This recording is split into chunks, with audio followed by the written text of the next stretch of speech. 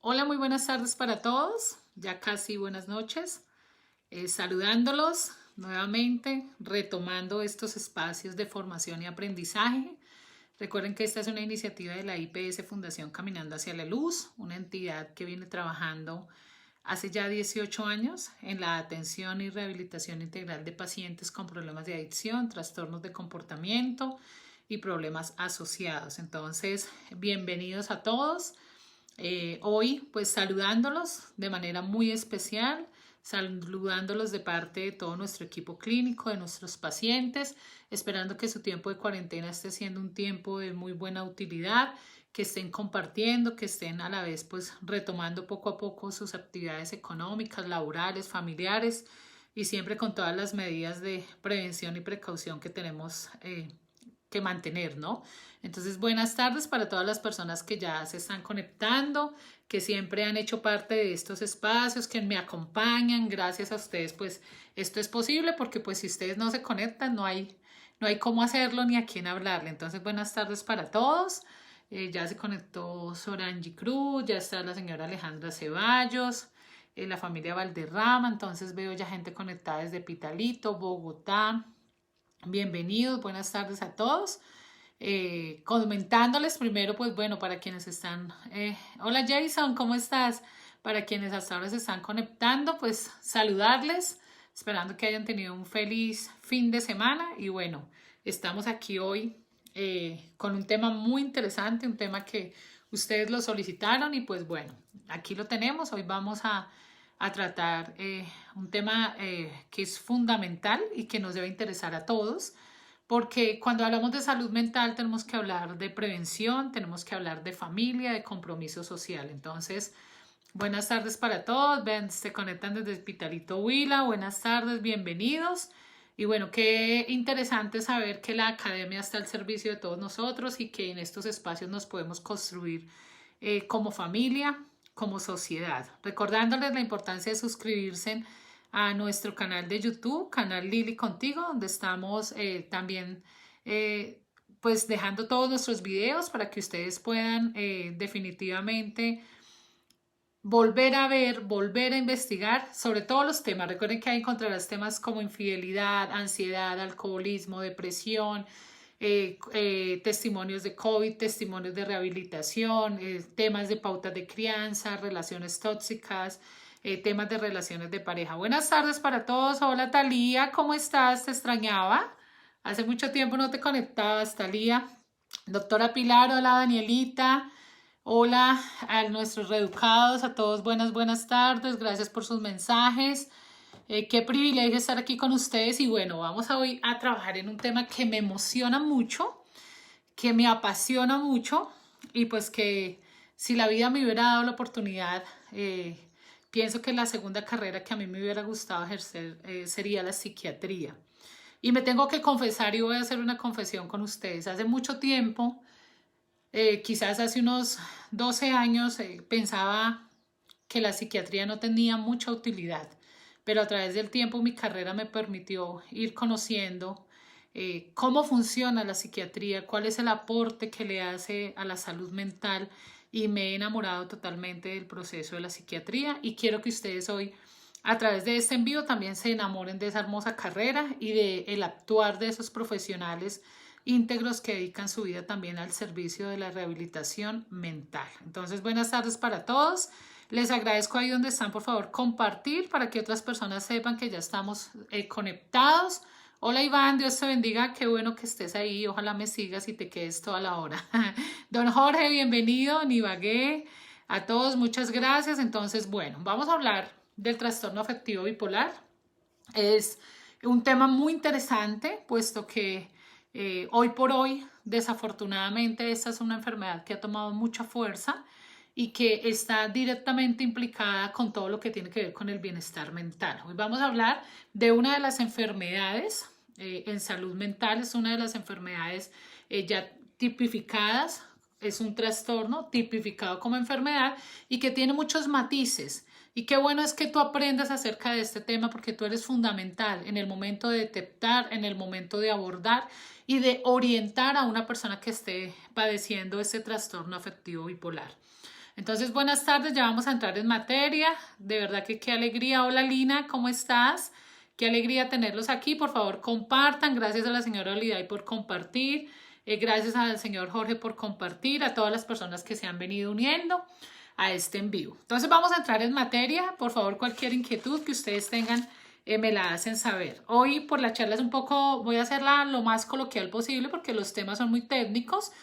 Pero sí quiero que aprendamos y nos llevemos un verdadero concepto de lo que es el trastorno afectivo bipolar, cuáles son esos síntomas que debemos tener en cuenta, cuáles son las posibilidades de tratamiento, dónde acudir y cómo acudir en caso de saber que un familiar o uno de nosotros o algún conocido está atravesando por este difícil trastorno, porque realmente es muy difícil padecer de un trastorno afectivo bipolar.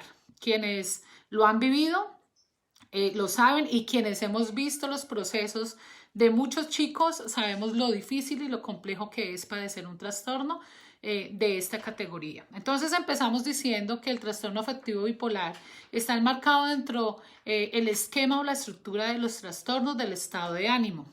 Como su nombre lo indica, pues entonces está afectando directamente el ánimo o el nivel emocional de la persona. ¿Por qué se llama trastorno afectivo bipolar? Trastorno por la categoría de enfermedad. Afectivo porque lo que directamente se afecta es exactamente lo emocional. Es, como la palabra lo indica, la parte afectiva. Y bipolar hace relación a que la persona está continuamente viviendo circunstancialmente en dos polos. ¿Cuáles son estos dos polos? Entonces recuerden, trastorno por ser enfermedad, afectivo porque afecta al área afectiva y bipolar porque la persona está experimentando circunstancialmente pasar por estados anímicos que están en dos polos. ¿Cuáles son estos dos polos? Los dos polos que encontramos en el trastorno afectivo bipolar son la manía y la depresión. Quiero decir con esto que las personas que sufren de trastorno afectivo bipolar continuamente viven o episodios maníacos o episodios de depresión. Espero ser muy clara y que a ustedes les quede muy claro este tema, y voy a ser muy incisiva y repetitiva para que todos nos llevemos un concepto general de esto. Si bien es cierto, la ciencia encargada de estudiar y de tratar este tipo de trastornos es la psiquiatría. Recuerden que los médicos hacen su especialización en psiquiatría y son ellos los expertos en salud mental. Ustedes dirán, bueno, si son los psiquiatras, la doctora Lili, ¿por qué trata este tema? Pues resulta que desde la psicología clínica y desde la intervención en adicciones, nosotros también tenemos que muchas veces atender pacientes con diagnóstico dual o con comorbilidad psiquiátrica. ¿Cuáles son los pacientes duales o con comorbilidad psiquiátrica? Son estos pacientes que no solo tienen el diagnóstico de adicción al consumo de sustancias psicoactivas, sino que paralelo a ello también enfrentan una enfermedad mental de base como es el trastorno afectivo bipolar. De por sí, quiero decirles que sin temor a equivocarme, hoy por hoy, esto se ha complicado tanto el tema de la salud mental y de las enfermedades mentales, que un 30% de mis pacientes en mi IPS llegan con este tipo ya de diagnóstico de base como es el trastorno afectivo bipolar. Entonces vamos a ver cómo funciona el trastorno también asociado al consumo de sustancias psicoactivas, cuáles son los síntomas, cuáles son las características de la fase de la manía, cuáles son las características de la fase de la depresión. Entonces, este trastorno anteriormente en los libros o manuales de diagnósticos de síndromes mentales, que es como la Biblia del psiquiatra y del psicólogo, el DSM-4, hoy ya estamos en el DSM-5 versión revisada y ya hay algunas aproximaciones a que este manual cambie, porque pues las enfermedades mentales también han ido evolucionando y cada vez han ido entrando a categorizar nuevas patologías. Anteriormente este trastorno también era conocido con el trastorno maníaco depresivo. Anteriormente se tipificaba como maníaco depresivo y hoy se llama TAB o trastorno afectivo bipolar. Es una enfermedad que definitivamente consiste en tener episodios en su vida de manía o episodios de depresión. Estos episodios pues tenemos que aprender a diferenciar que una cosa es un episodio depresivo y otra muy distinta es un trastorno depresivo. o un trastorno depresivo mayor. ¿Por qué es tan difícil muchas veces de diagnosticar el trastorno afectivo bipolar? Porque definitivamente la fuente más importante para el diagnóstico es la familia, es la red de apoyo. La familia cumple una función desde la psiquiatría y la psicología y es una función de espejo. La familia es la que definitivamente empieza a detectar esos cambios de personalidad, esos cambios de comportamiento que serán los que construyan la historia clínica y la búsqueda de la valoración por psiquiatría o por psicología. ¿Por qué es importante que tengamos en cuenta esos síntomas?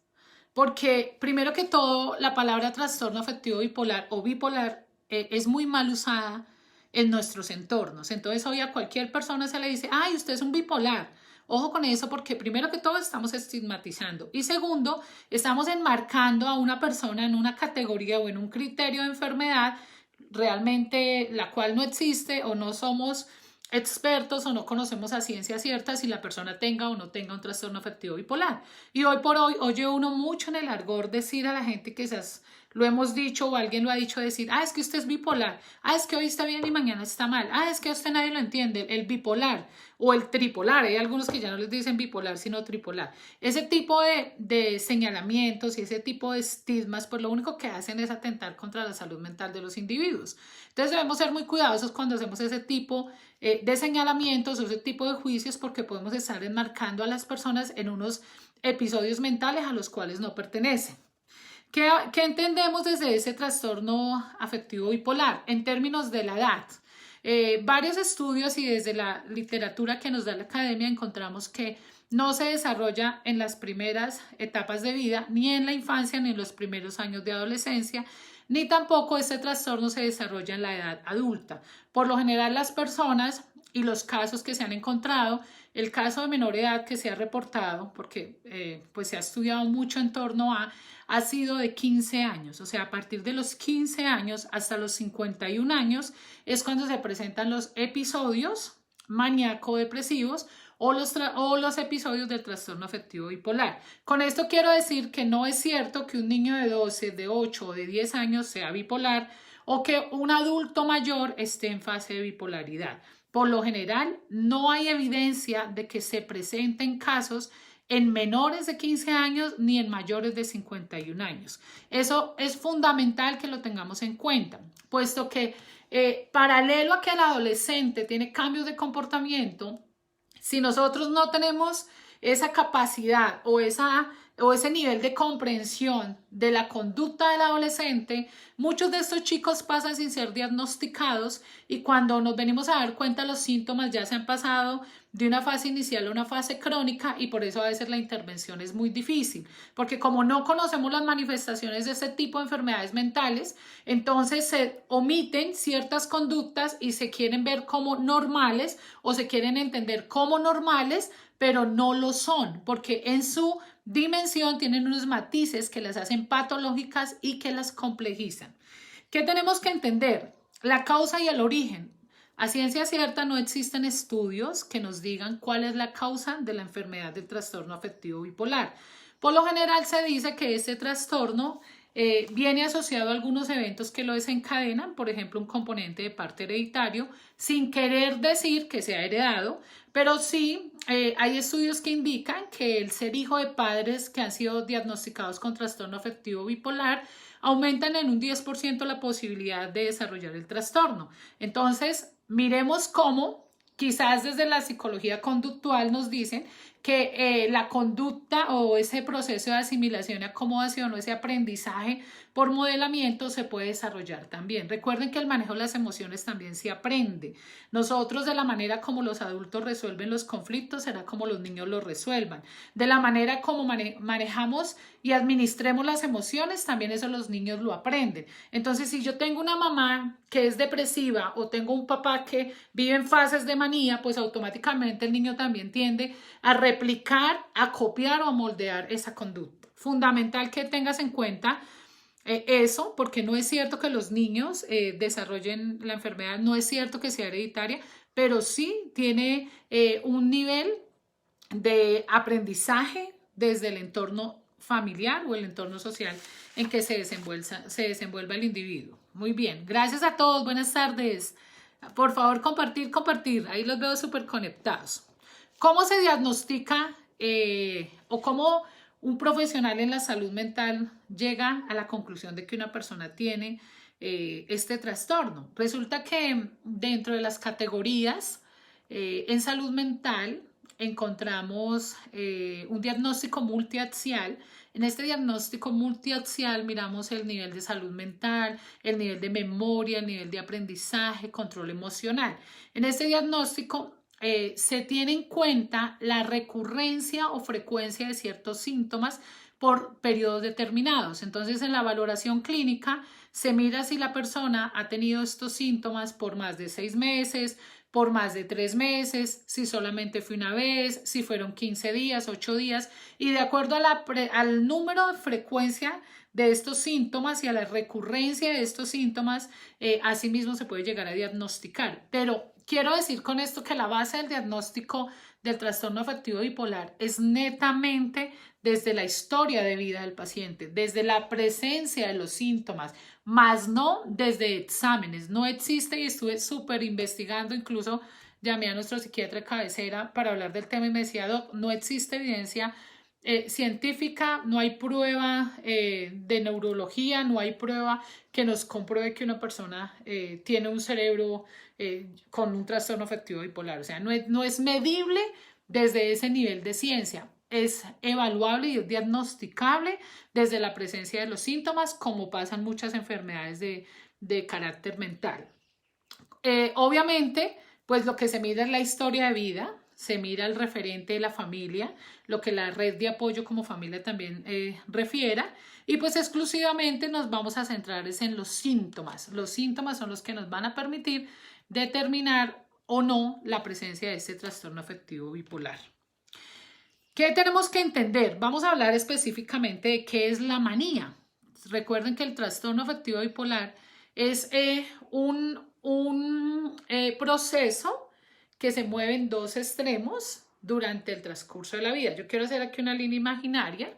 Tenemos la fase de manía, la voy a poner arriba, y la fase depresiva abajo. De pronto lo hubiera traído un tablerito para explicárselo, pero bueno, esta es la línea de vida, entre comillas, la conducta normal, entre comillas, porque no sé si la normalidad exista, pero bueno, la conducta regulada social normal.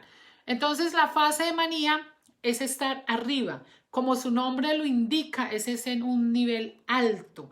Pero es en un nivel alto ¿de qué? De las emociones. Entonces, es la persona que de repente pues empieza a mostrarse supervisionaria, empieza a tener conductas de alteración de comportamiento, soñadores, visionarios, pero no es el soñador típico, como tú y yo, que quizás tenemos algunos sueños de conquistas económicas, académicas, familiares. No, ellos son realmente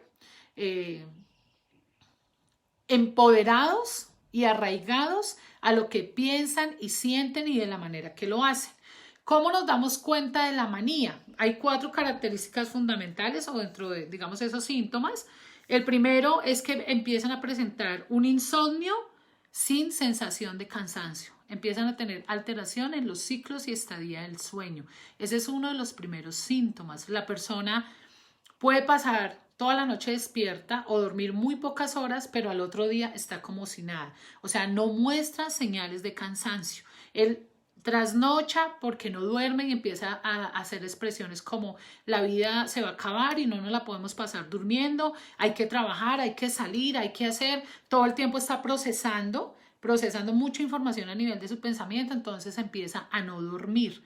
Eso es fundamental. De hecho, el sueño, para quienes hemos estudiado un poco lo que son ciclos de sueño y demás, entendemos que el sueño es el mejor regulador y homeostático de la conducta humana, y sobre todo desde la psicología.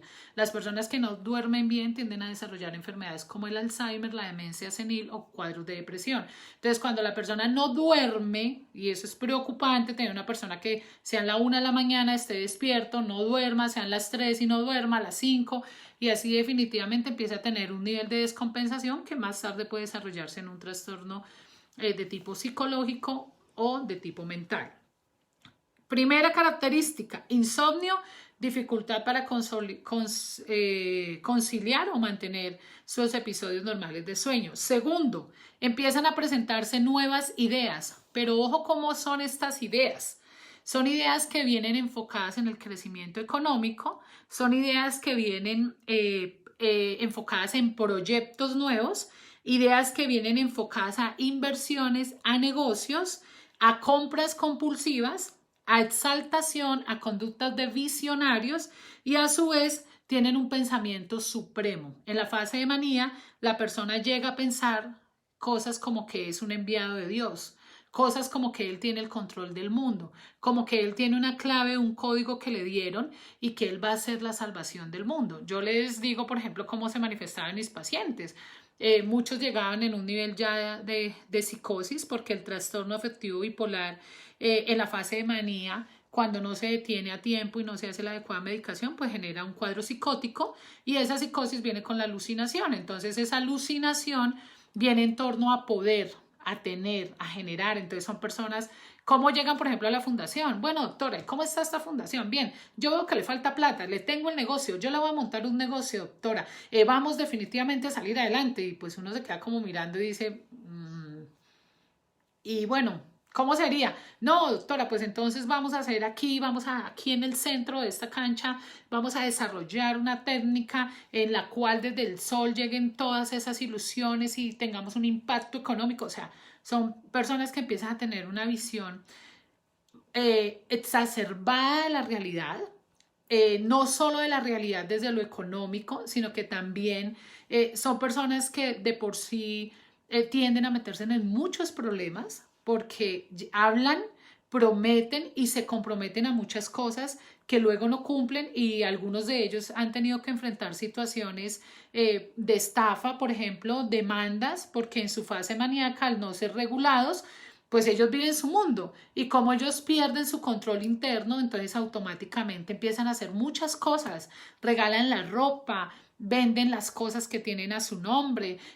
Una persona en una fase de manía o en una fase pues alterada de su conducta y con dinero, pues es un peligro porque es una persona que va vendiendo, comprando, se puede ir a comprar todo lo de una tarjeta de crédito y no mide el riesgo, porque una de las características de la fase de la manía es que no miden el riesgo, ellos son todopoderoso, todo lo puedo, Dios me dio el poder, yo tengo el control, tengo la solución a los problemas, o sea, se sienten supremamente empoderados hasta el punto que no miden las consecuencias de sus actos y al no medir las consecuencias de sus actos, pues desafortunadamente llegan también a entornos sociales o económicos donde la gente les cree, donde le dan credibilidad porque quizás lo han conocido como una persona normal y pues dicen vamos a apostarle, tiene la pirámide, tiene el negocio, tiene esto, tiene lo otro y definitivamente terminan envueltos en una serie de problemáticas bastante complejas.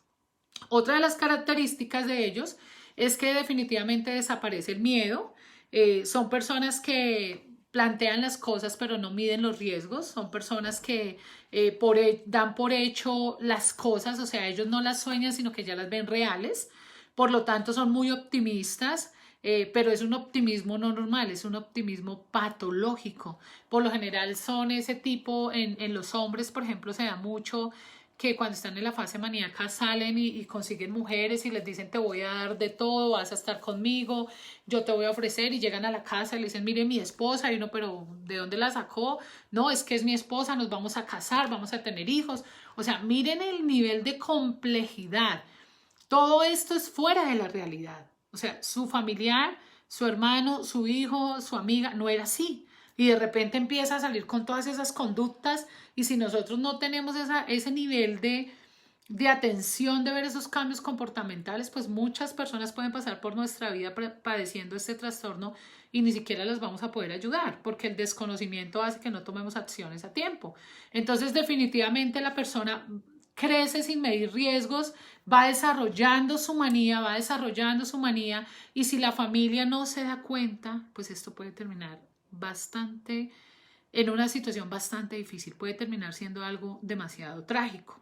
Resulta que otra de las características es que ellos, como tienen un pensamiento acelerado, desarrollan algo que en psicología se llama fuga de ideas. Esta fuga de ideas hace que ellos, como piensan tantas cosas, empiecen a hablar muchas otras cosas. Hablan, hablan, hablan, hablan, hablan y todo el tiempo están hablando, hablando, hablando. Cosas como la siguiente. Por ejemplo, yo digo, el sol es dorado. Ah, dorado es la lotería del Tolima. Pero el Tolima es el mejor equipo del mundo. Pero el mundo tiene coronavirus. Pero el coronavirus es una pandemia. Pero pandemia me acuerda el nombre de mi vecina que se llamaba Epimenia. O sea, empiezan a hacer una serie de conexiones mentales y a tener una fluidez en su pensamiento y en su vocalización y verbalización que empiezan a ser incoherentes.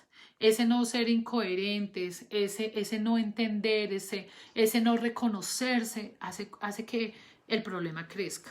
Lo peor que le puede pasar a un maníaco es definitivamente ser confrontado porque él piensa que él tiene la verdad absoluta y la razón absoluta. Entonces, cuando los confrontan y los aterrizan o los aterrizamos, se chocan y se vuelven agresivos y también se vuelven intolerantes. ¿Por qué? Porque es quitarle a alguien una idea que para él es real. Recuerden que la persona maníaco-depresiva, lo que él está pensando y está sintiendo es real. Él tiene la verdad absoluta. Entonces mucha gente no conoce y los ataca. Mucha gente los tilda de locos, mucha gente dice, este ya no tiene nada que ver. No, él está en una fase maníaca, necesita ayuda, necesita intervención profesional. Pero desafortunadamente hay mucha gente que no invierte en la salud mental, que pensamos que acudir a un psiquiatra es lo peor porque no vamos a salir locos o porque no hay soluciones. No, la psiquiatría está para ayudar al complemento de la salud mental. Entonces nosotros tenemos que decir definitivamente, tenemos que acudir, atender y estar muy atentos a esos signos y síntomas que podemos ir encontrando en las personas. Resulta que a la vez pues son personas que tienen mucha energía, no se cansan, todo el tiempo están así, yo hago, yo digo, son hiperactivos, tienen mucha fuga de ideas y por lo tanto pues todo el tiempo están verbalizando cosas, queriendo hacer cosas. También desarrollan una especie de compulsión hacia el manejo del área sexual. Se exponen mucho a adquirir enfermedades de transmisión sexual porque como tienen esa exacerbación, o sea, es esa pérdida de control interno, entonces tienden a frecuentar sitios donde pueden contraer enfermedades, a tener relaciones sexuales no reguladas, a no tener cuidado con todo el tema pues, de los riesgos, de la prevención y demás. Aquí me están preguntando, ¿existe el maníaco depresivo? Hoy, ya en la tipificación de la psiquiatría, ya no existe el maníaco depresivo, ahora se llama el trastorno afectivo bipolar. Lo que pasa es que hay personas que para decir que existe un trastorno afectivo bipolar, sobre todo se diagnostica por la fase de manía. Si hay una persona que solamente vive deprimida, no es un trastorno afectivo bipolar, sino es un trastorno depresivo. Para decir que una persona tiene un trastorno afectivo bipolar es porque ha presentado crisis de manía. Si no tiene crisis de manía, se queda en la categoría de simplemente un trastorno de depresión.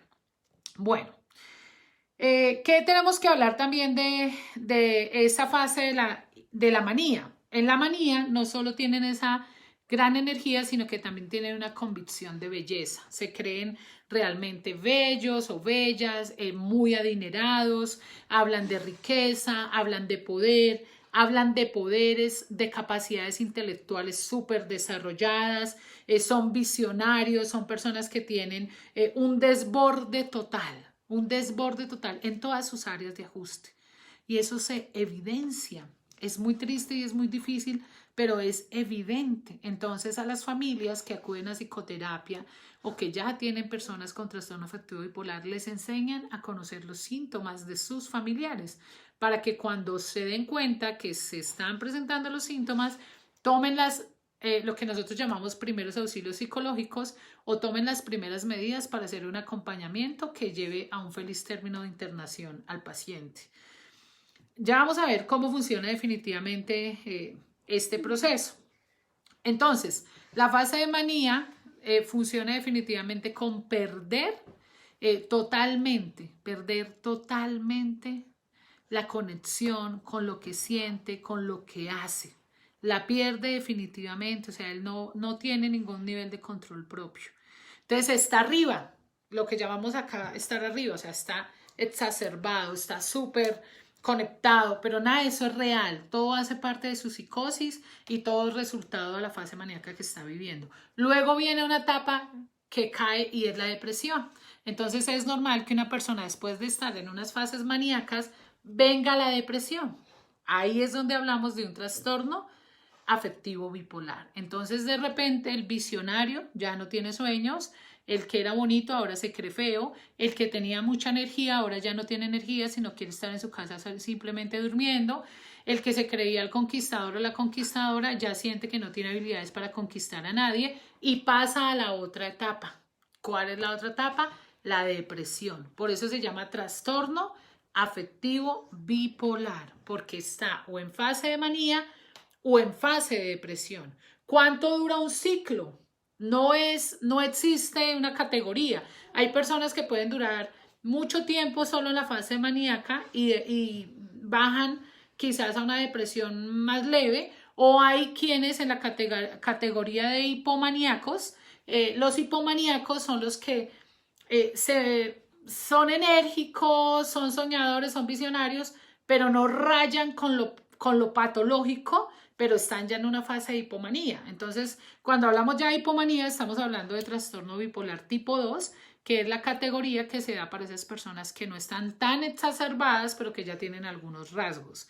Recuerden que definitivamente este tipo de trastornos son gestacionales y su forma de quedarse o de pernoctar en la persona y de manifestarse son muy distintos. Tiene que ver mucho con su estructura emocional, con su carácter, con su personalidad.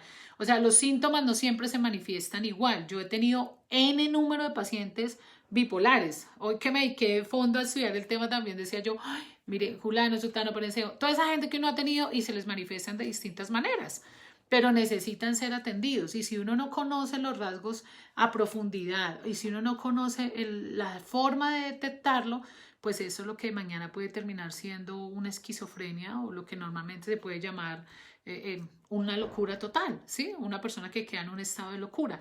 ¿Por qué? Porque no se dio una atención en salud mental en los primeros momentos, no se detectó, no se acompañó, no se ayudó. ¿Qué tenemos que hablar también? Entender que pues definitivamente el trastorno afectivo bipolar pues es una enfermedad de tipo mental que tiene síntomas de depresión, que tiene síntomas de ansiedad y que tiene síntomas de manía. ¿Cómo se manifestaría entonces la depresión? Pues en la depresión encontramos sentimientos de minusvalía, pensamiento lento, poca energía, encontramos que es una persona que ya quiere estar todo el tiempo de pronto durmiendo o de pronto no quiere dormir pero tampoco tiene actividad laboral, académica ni física, tiene dificultad con la ingesta de alimentos, entonces no quiere comer. Definitivamente entra en un pensamiento de nadie me quiere, yo soy un estorbo, me quiero morir, entran también muchas veces pues, con ideas de suicidio, aunque también veía que dentro de los mayores riesgos del trastorno afectivo bipolar es el suicidio, y el suicidio no se presenta casi en el trastorno afectivo bipolar, no se presenta en la fase de depresión, sino en la fase de manía, porque la persona empieza a alucinar y a creer que tiene poderes. Entonces se suben a los carros y manejan a extrema velocidad, se pueden accidentar. Llegan a un centro vacacional y se quieren botar del tobogán de cabeza, exacerbarse en los límites, no conocen el riesgo, entonces tienen más tendencia también a la conducta suicida o autoagredirse o hacerse daño. Miremos cómo esto va tomando una forma, ¿no? La manifestación de la enfermedad mental pues tiene sus características, tiene sus formas de detectar y sus rasgos de intervenir. ¿Qué encontramos también? Pues que definitivamente la persona en el cuadro de depresión pues necesita también ayuda. Entonces yo escuchaba a alguien que decía, ay no, me gusta el trastorno afectivo bipolar de mi esposo, que cuando está en la fase de manía es enérgico, pinta la casa, sueña, se cree todopoderoso, pero no me gusta la parte cuando se pone deprimido, ¿no? Realmente ninguna de las dos es buena porque la persona sufre y de hecho cuando la persona se baja, es lo que llamo yo bajarse, se baja y queda nuevamente en un nivel de coherencia, pues sufre porque dice, yo dije eso, yo hice eso, o sea, es como vivir un tiempo fuera de la realidad y cuando te aterrizas, pues es muy difícil. Piensa tú perdón, por un solo instante. Ay, salud. Piensa tú por un solo instante vivir fuera de la realidad. Pues es muy complejo. Y que tú vuelvas y la gente te empiece a decir, a hacer comentarios como, oiga, ya le pasó la locura. Mire que usted todo loco decía que era millonario, que nos iba a regalar la casa. Mira, hay personas que en una fase maníaca han llegado a entregar sus herencias, han llegado a negociar pertenencias de la familia, han vendido vehículos, se han gastado dinero que no es de ellos. Pero eso es algo que no está dentro de ellos, sino que hace parte de su manía.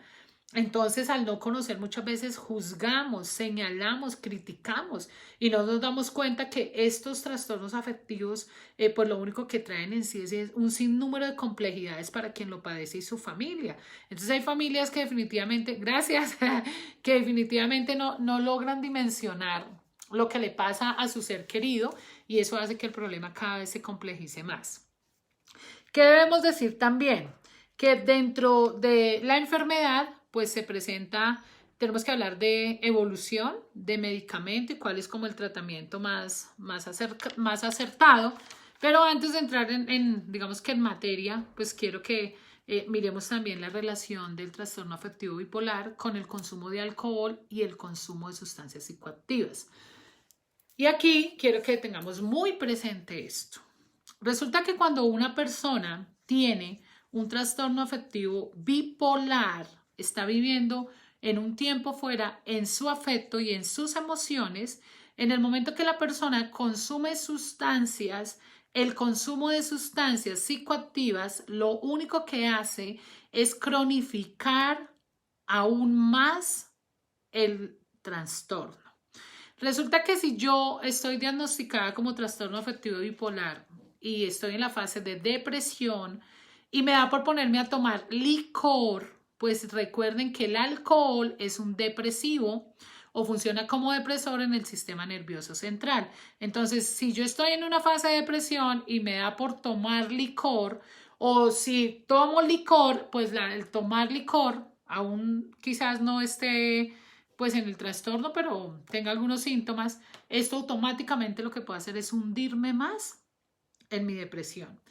Y las sustancias como las alucinógenas, las sintéticas y todo lo que tiene que ver con estimulantes, pues lo único que va a hacer es que la persona, si está en un rango maníaco y se consume, no sé, Tusi, Popper, Did, NGN, consume, pues lo único que eso le va a hacer es llevarlo a una fase maníaca mayor. Es súper complejo la relación drogas, trastorno afectivo bipolar, es una relación de muerte.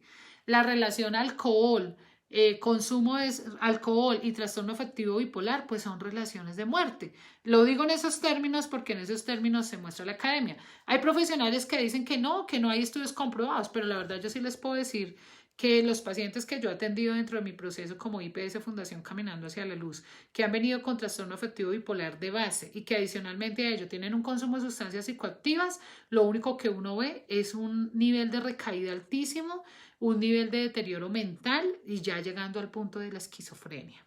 Porque es que del trastorno afectivo bipolar a la esquizofrenia hay un paso muy corto.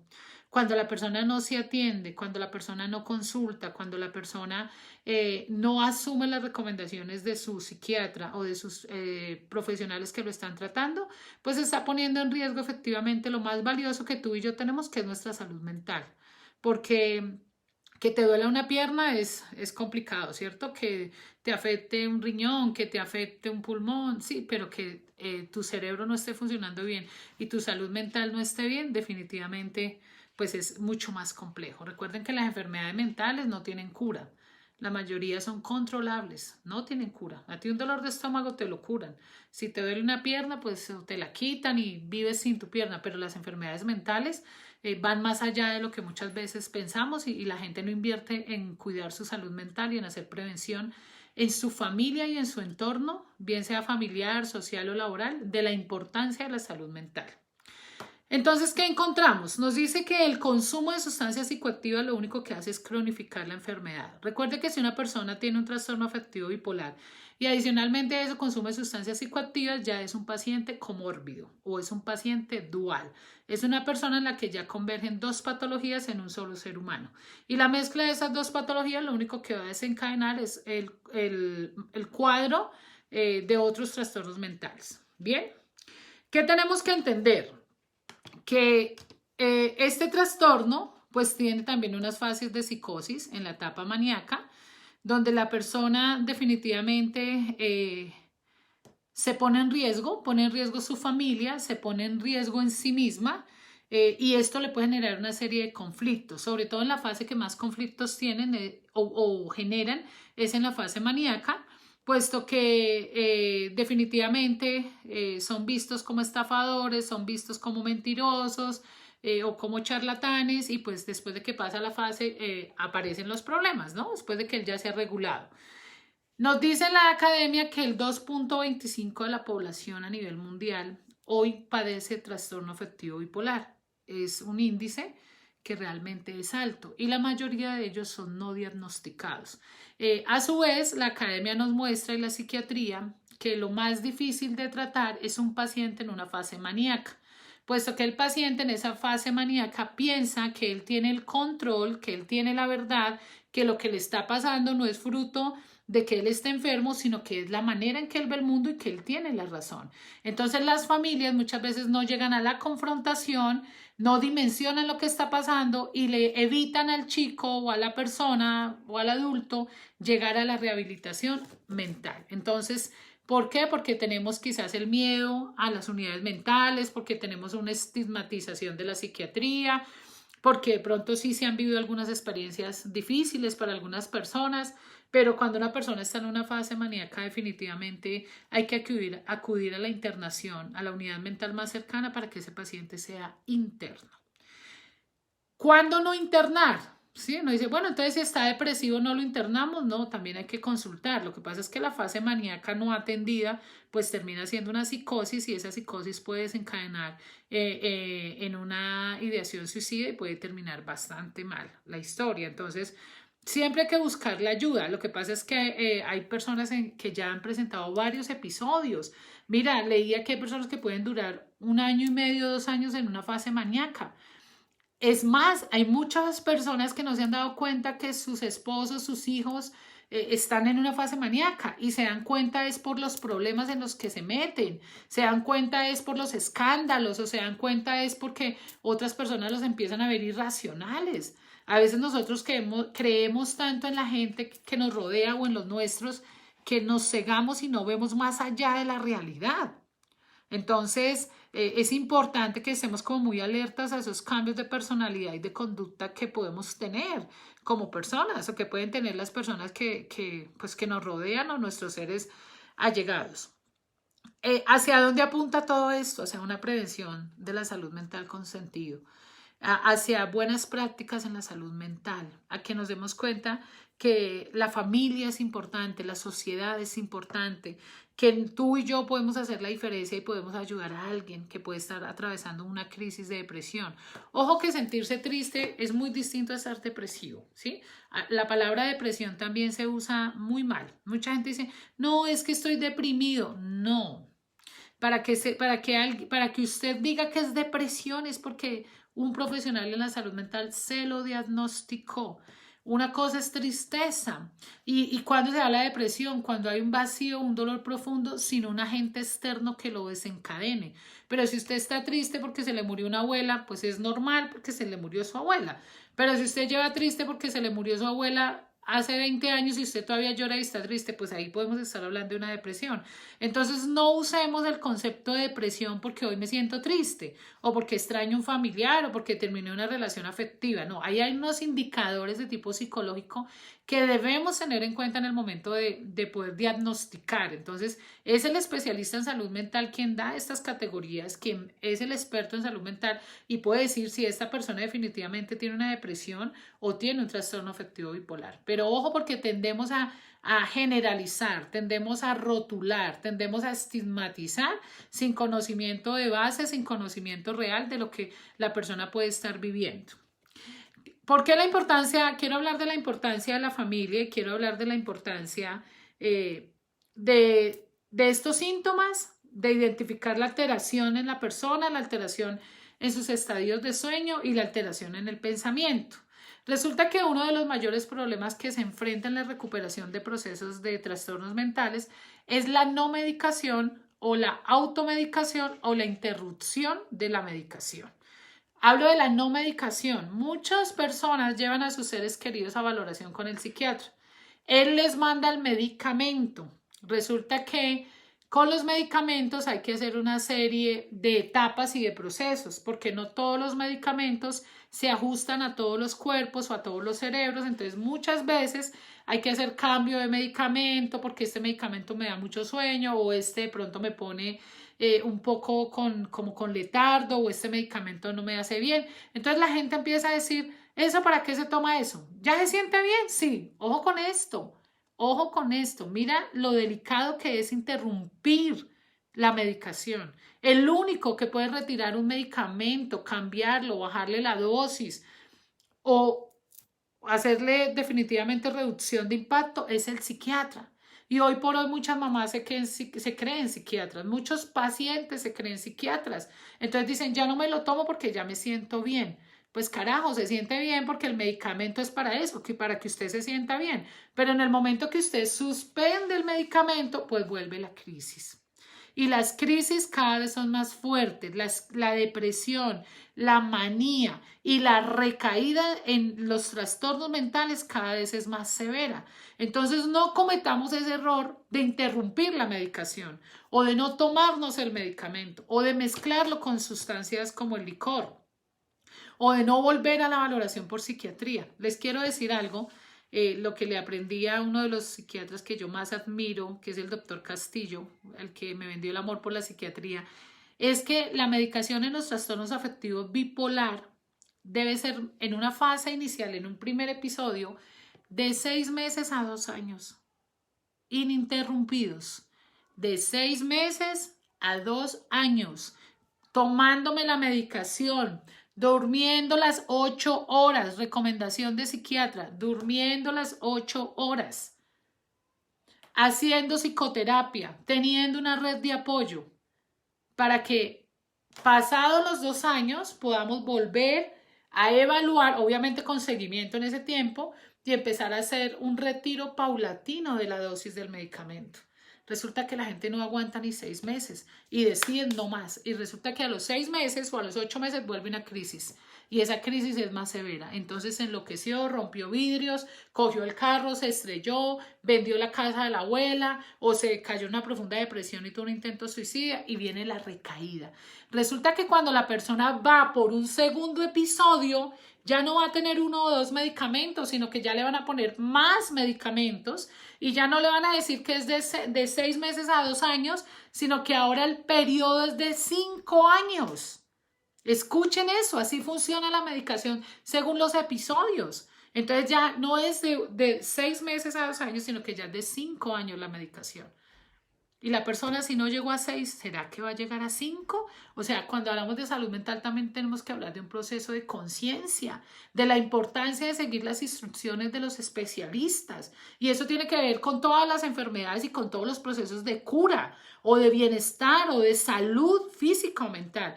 Y muchos de nosotros o muchas personas no seguimos instrucciones o queremos darnos de alta nosotros mismos. Y eso lo único que genera es la recaída.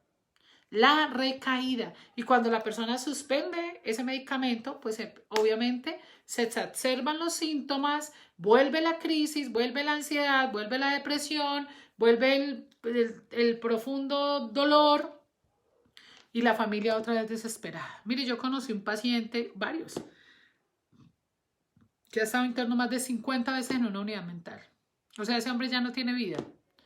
¿Por qué? Porque nunca ha hecho un buen tratamiento. Siempre toma licor, se va de la casa, consume drogas, entonces hace crisis y vuelven y lo internan. La unidad mental lo estabiliza, lo tienen 15 días, 30 días o 9 meses según la EPS que usted, de 3 meses según la EPS que usted tenga, y vuelven y le dan de alta y el paciente vuelve y recae, y vuelve y recae, y vuelve y recae. Entonces, ojo con eso.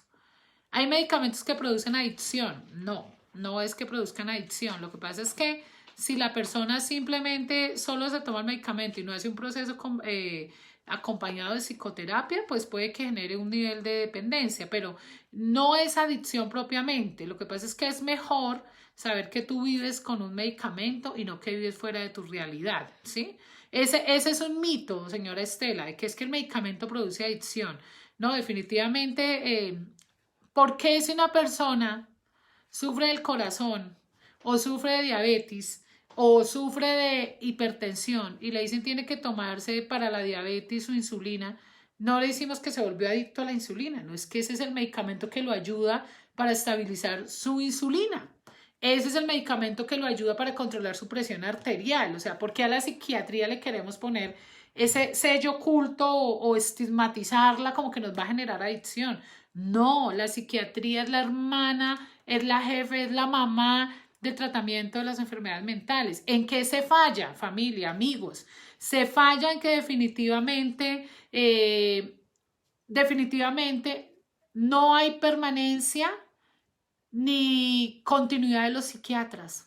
Y eso es un error en el sistema de salud de nuestro país. A ti hoy te valoró Pepito y vas por tu EPS y en un mes te valora Pepita. Y vas en 3 meses a tu consulta y te valora Joaquín. Y entonces usted se siente manoseado desde su salud mental y dice, pero el doctor me cambió el medicamento, me cambiaron. Si no le cambian el medicamento, le cambian el doctor. Si no le cambian el doctor, le cambian la EPS. Entonces hay que invertir en la salud mental. Y eso es una realidad. Y a veces la gente, yo soy de las que pienso que los servicios de salud mental hay que pagarlos porque si usted se pone a esperar en la EPS ahí se muere, perdóneme. Lo mismo que la rehabilitación en adicciones. Entonces tenemos que acudir a los especialistas, dejarnos llevar por los especialistas y seguir las indicaciones de los especialistas. Mire, yo a muchas mamás les he dicho, su hijo tiene un trastorno afectivo bipolar, ya lo diagnosticó el psiquiatra, he aprendido y la comunidad terapéutica me ha aprendido a evaluar mucho esos ciclos de síntomas y episodios y demás. Me encanta el tema realmente. Y tengo un ojito para el tema, para diagnosticar que en la Fundación Ciaterra me dice, doctor, usted hizo tal cosa y le salió. O sea, me gusta, he leído mucho el tema y veo con preocupación cómo la familia pasa por encima de los criterios de los profesionales. Y si tú buscas un profesional, por favor, haz caso. Sigue las instrucciones, el profesional estudió, se especializó, el profesional sabe lo que está haciendo, pero a veces nosotros queremos manosear, interrumpir los procesos, así como pasa en la rehabilitación de los adictos. Queremos manipular, queremos justificar, queremos evadir. Y hay mamás que definitivamente le quitan los medicamentos a sus hijos y dice, usted no es ningún loco, esa vaina me lo está enloqueciendo, me lo tiene tonto. Y les quitan los medicamentos y realmente el hijo se les enloquece, se les vuelve un tonto porque sin el medicamento, pues cada vez el nivel de neurotransmisores, el nivel de impacto toxicológico cerebral va a ser mayor. Entonces tenemos que entender la importancia de seguir las instrucciones de los profesionales. Acude a las unidades de salud mental, acude a los servicios de asistencia profesional, acude a tu EPS o acude de manera particular. Ahorita con esto de la virtualidad ya te valoran hasta virtualmente, pero prioricemos. Y entonces ahí vienen las crisis. Y cada vez las crisis son mayores y yo he tenido pacientes que ya no se pueden tomar un trago porque se enloquecen. Y cuando una persona toma y pierde realmente el control y empieza a pegar y a romper y a agredir sin que nadie le esté diciendo nada, es porque definitivamente ya también el licor le está haciendo daño. Y esta persona puede tener de base un problema y el licor se lo está haciendo manifiesto. El consumo de licor se lo está haciendo salir a la luz, digámoslo así, para que ustedes me entiendan. Entonces, este tipo de alteraciones se pueden trabajar. Hay que hacer adherencia a los tratamientos. Hay que hacer adherencia. Mire, me duele mucho y les cuento de corazón. Pacienticos que yo recibí acá, 16, 18, 21 años, profesionales. Se les dijo a la mamá, mire, su hijo tiene un trastorno así, sígale la medicación. No, pero es que la caja vale 90.000. Es que la caja, cuando valía harto, porque gracias a la última ley que salió ahora los medicamentos de control están mucho más económicos. pero definitivamente no siguen las instrucciones y al año, a los 2 años vuelven a llamarlo a uno, no, mi hermano está loco, no, mi hijo ya es un psiquiátrico, no, mi hijo lo perdimos. ¿Por qué? Porque no se siguen las instrucciones. Cuando no se siguen las instrucciones, no hay adherencia a los tratamientos, no hay permanencia en la medicación, cuando no hay abstención, una persona con un trastorno afectivo bipolar tiene que entender que no puede tomar licor, tiene que entender que no puede consumir drogas. Familia, ustedes también lo tienen que entender. Y muchas veces la familia no cree, no, que porque no se va a poder tomar una, es que él es joven, él tiene derecho a ser normal. Desafortunadamente apareció esta enfermedad y es una enfermedad que trae secuelas y consecuencias nefastas para quien la vive y para sus familiares y para la sociedad. Esto le puede traer problemas, le puede traer el desarrollo de delitos, equivocaciones, hijos no deseados, enfermedades de transmisión sexual. O sea, definitivamente tenemos que estar alertas de la salud mental de nuestra familia, alertas a estos síntomas, a seguir instrucciones. Yo los invito y esa sería como mi mayor motivación hoy, es que hagamos adherencia a ese tipo de procesos. Definitivamente el tiempo de medicación lo determina el psiquiatra, es el único que puede decirlo y hacerlo. Tenemos que romper esos mitos, romper los estigmas y ese error grandísimo que tenemos del miedo a la intervención en psiquiatría. Hoy por hoy yo le doy gracias a Dios porque la psiquiatría ha sido el complemento a nuestros procesos de rehabilitación. Muchos chicos llegan con unos fuertes crisis de ansiedad, con dificultad en la consolidación de sus estadios de sueño, ansiosos, llegan depresivos, algunos llegan eufóricos o maníacos o en cuadros psicóticos y les atendemos su salud mental y cuando ya los tenemos estables podemos atender su adicción. A nosotros como IPS Fundación Caminando hacia la Luz, el aporte de la psiquiatría y el aporte del tratamiento ha sido fabuloso. ¿Qué tipo de medicación se usa? Se usa el litio. El litio es, y también los anticonvulsivos o antiepilépticos son los medicamentos que más se usan. Encontramos dentro de ellos también el ácido valproico, encontramos también todo lo que tiene que ver con la mitriptilina. Todos estos medicamentos, pues es el psiquiatra quien los determina. Ojo con esto, ojo con la automedicación, ojo con pensar que como veo a mi hijo depresivo, le voy a dar un antidepresivo.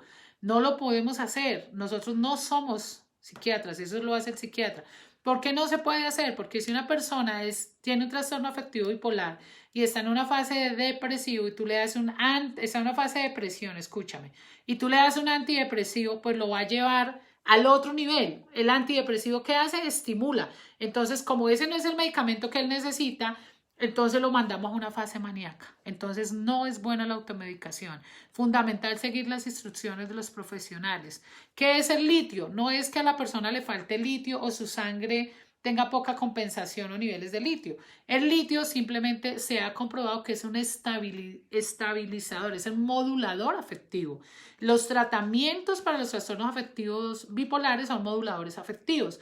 Entonces el modulador afectivo lo que hace es matizar esas emociones, matizar la euforia, matizar la depresión y hacer que la persona viva más tranquila, no exacerbada, no deprimida y mucho más estable.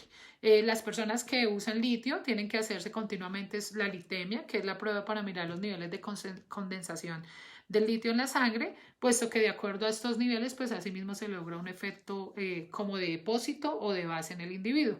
Entonces es eso realmente. Espero pues haberles, no sé, dado una pauta. Quiero mirar sus preguntas, veo muchas preguntas y mirar qué se les puede definitivamente seguir aportando. Recuerde que la persona que tenga problemas de trastornos depresivos o de trastorno obsesivo compulsivo o un trastorno afectivo bipolar definitivamente tiene que desaparecer de su vida el licor y las sustancias psicoactivas. Porque esto lo único que le va a desencadenar son episodios de recaída, episodios crónicos y cómo no pensar en que la esquizofrenia está a la puerta y a la luz del día esperando quién quiere ser huésped en ese mundo que también es un mundo bastante complejo. Entonces voy a ver aquí, buenas tardes para todos, bueno, recordarles, bienvenidos, recordarles la importancia de suscribirse al canal de YouTube. Muchas gracias, espero la verdad les haya servido mucho este espacio, se me fue la hora. Hola Dani, Jason, Sorangi, señora Alejandra. Bueno, acá nos dicen, hola Eli, mi esposito ahí, buenas tardes. Gracias a Dios. Hola Doc. Hola, hola a todos. Muy bien, vamos a mirar acá por aquí había unas preguntas. Muy bien, entonces dicen acá, excelente, presente. Hola don Humberto, Danielita.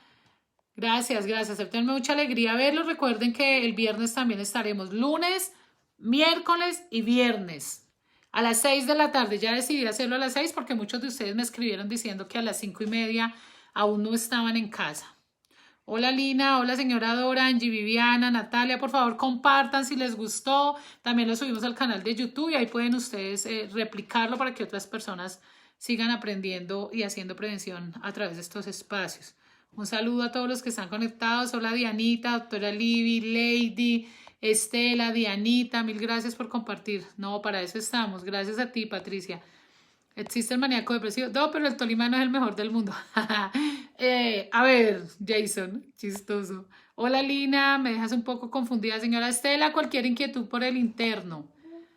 Son temas complejos, la verdad, porque es hablar técnicamente de una enfermedad mental, ¿no? Dice, las personas que tienen este trastorno y son alcohólicos con terapias pueden mejorarse. Wow. Tiene dos, eso es un paciente dual, Sorangi. Tiene que hacer tratamiento por su trastorno y tiene que hacer tratamiento para la rehabilitación por su alcoholismo. Necesita ayuda SOS, si no eso terminará muy mal. Muy bien, a veces nos sentimos depresivos. ¿Cuál es la mejor terapia o cómo nosotros mismos nos podemos ayudar? No, no es posible ayudarnos a nosotros mismos. Te lo digo porque para eso existe la ciencia. Es como pensar que uno mismo se puede curar del cáncer o que uno mismo se puede curar de la diabetes. Hay que acudir a los especialistas. Buenas tardes, gracias por tratar temas tan importantes. El alcohol y las sustancias psicoactivas cumplen con su cometido. Muy bien, doctora. ¿En algún momento de la vida pasamos por una depresión fuerte, pero no nos tratamos? Sí, claro, hay gente que tiene episodios y no trata y luego se repiten. Entonces es importante el diálogo, la psicoterapia, buscar ayuda. Las enfermedades mentales son fatales, el dolor la lleva a desencadenamiento terrible. Hay medicamentos que producen adicción y retirarlos es terrible. Por eso solo lo hace el psiquiatra y lo retiran paulatinamente. Quisiera saber que si una persona tiene trastorno y mezcla alcohol se vuelve agresiva por un instante y después ellos caen en cuenta de lo que hizo, ¿está mal? Claro, está muy mal. Obvio, necesita ayuda. ¿Cómo se puede ayudar? Psicoterapia. Internamiento. Tiene que desintoxicarse y tiene que rehabilitarse y ponerse en manos de los especialistas.